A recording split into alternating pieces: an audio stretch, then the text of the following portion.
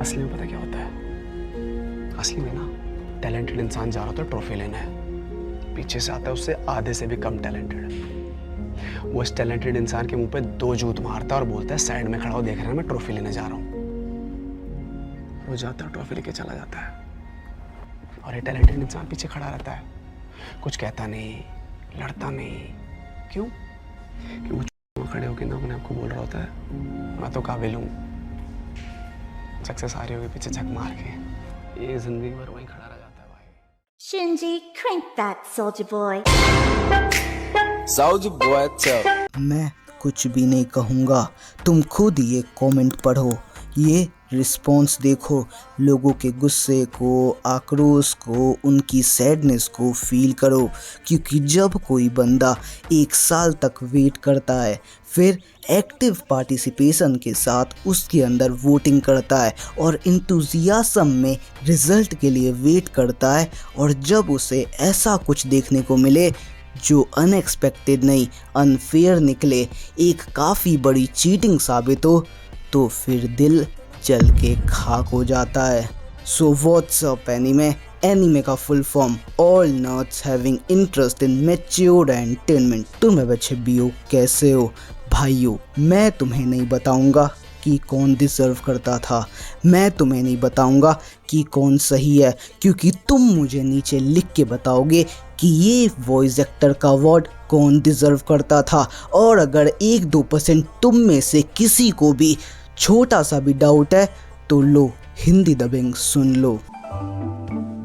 वो असल में एक बहुत ही दिलचस्प चीज हुई है हाल ही में। मुझे तुम्हारी मदद चाहिए होगी। क्योंकि क्रंचीरोल ने अपने प्लॉटिंग, अपने प्लानिंग, अपने इतने बड़े कॉन्स्पिरेसी के लिए किसी ऐसे का हक मान लिया, किसी ऐसे के हाथ से अवार्ड छीन लिया जो उसकी ज़िंदगी को कितना आगे तक पहुंचा सकता था, कितना आगे तक लेके जा सकता था। तो आज की वीडियो में हम काउंटर अटैक करेंगे क्रंचीरोल के हर एक अवार्ड को, हर एक नॉमिनेशन को, किस बेटर ऑल्टरनेटिव को ये चीज़ें मिलनी चाहिए थी, किस बंदे को इग्नोर किया गया, उसके बारे में डिटेल में बात करेंगे। तो वीडियो को एंड तक देखो, लाइक शेयर सब्सक्राइब करो और साथ ही साथ अपने दोस्तों तक पहुंचा दो ताकि वो भी क्रंचीरोल को उसकी औकात दिखा सकें। बाकी थ्रेड्स और इंस्टाग्राम पे मैं मिल जाऊंगा और अपना पार्टिसिपेशन नीचे कमेंट में दे देना,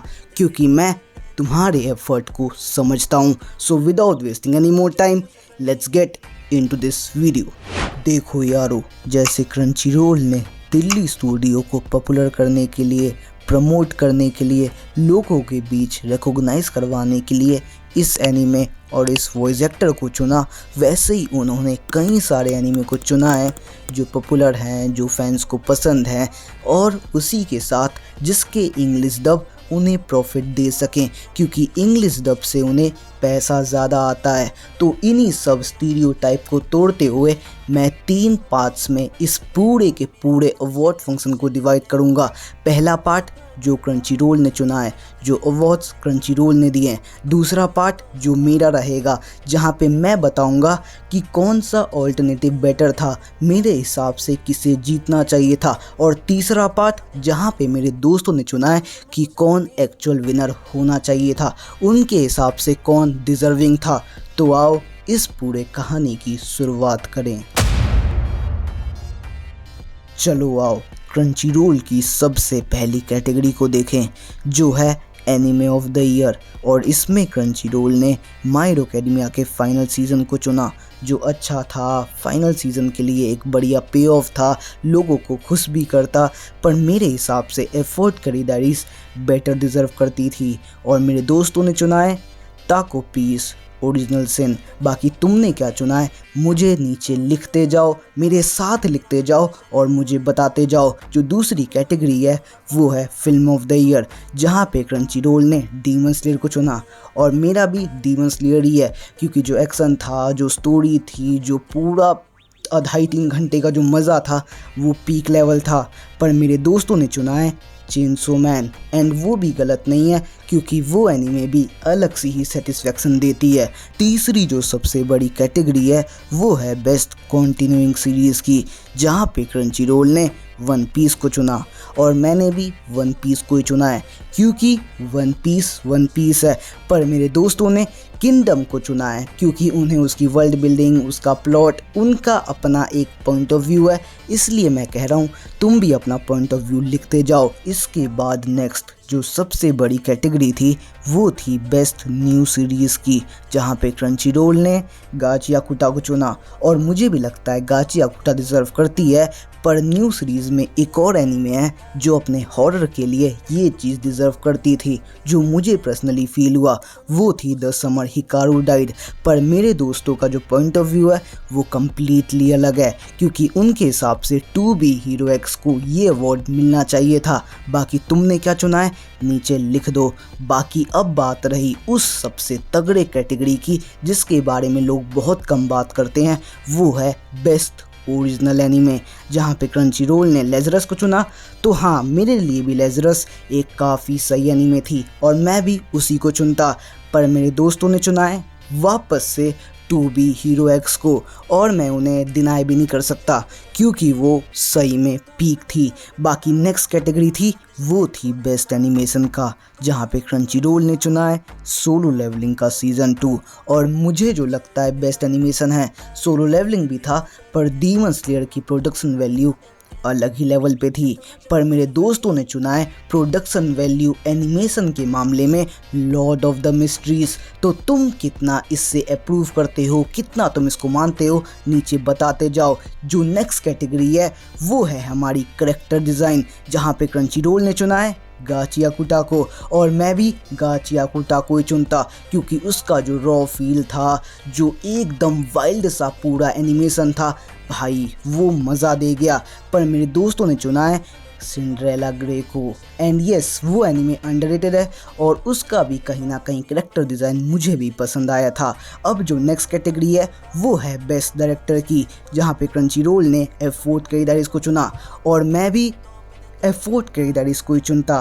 पर मेरे दोस्तों ने चुना है ताको पीस ओरिजिनल सिन और मैं उन्हें गलत नहीं कह पाऊँगा क्योंकि वो एनीमे भी डिज़र्विंग है। अब जो नेक्स्ट कैटेगरी है वो है बैकग्राउंड आर्ट की, जहाँ पे क्रंचीरोल ने गाचियाकुटा को चुना है। वहाँ पे मैं बैकग्राउंड के लिए कहीं ना कहीं F4 कैरीडारीज को चांस देना चाहूँगा। पर मेरे दोस्तों ने वापस से अपना पीक कार्यक्रम दिखाया है और उन्होंने चुना है लॉर्ड ऑफ द मिस्ट्रीज, जो हाँ एक काफ़ी अच्छा ऑप्शन है। अब जो नेक्स्ट कैटेगरी है वो है रोमांस, जहाँ पे हमारे क्रंचीरोल ने fragrant flower blooms with dignity को चुना है।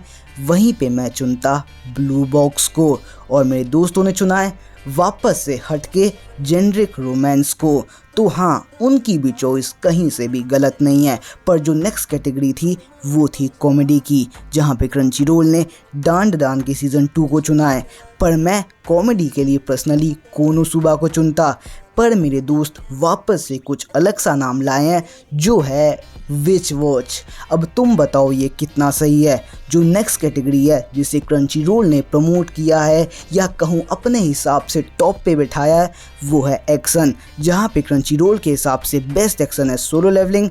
वहीं पे मैं सोलो लेवलिंग को मानता हूँ एक्शन, मैं उसे ऑरा फार्मिंग की तरह भी देखता हूँ। पर भाई डीमन स्लेयर के आगे कौन बोल सकता है, तो मेरी चॉइस डीमन स्लेयर रहेगी।